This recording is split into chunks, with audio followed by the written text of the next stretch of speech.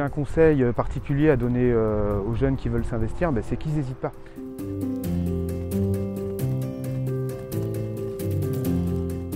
En 2013, j'avais souhaité, comme un peu tous les pêcheurs, je râlais au bord de l'eau parce que je trouvais qu'il n'y avait pas assez de no-kill, je trouvais que c'était mal géré, etc.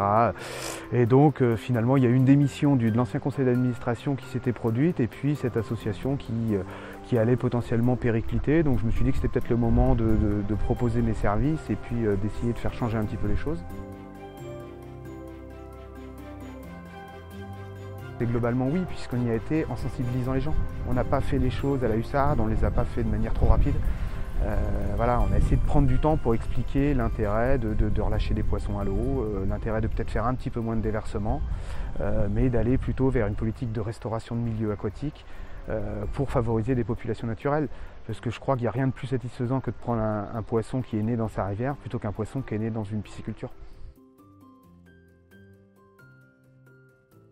Grâce à la Fédération de pêche par des ateliers pêche nature où on a pu sensibiliser les jeunes à la préservation des milieux, leur apprendre à prendre leur premier poisson. Et puis donc comment est-ce qu'on met en valeur sa prise, parce qu'on ne le fait pas uniquement devant la cuisine, on peut le faire aussi en réalisant de belles photos et en graciant son poisson, quoi.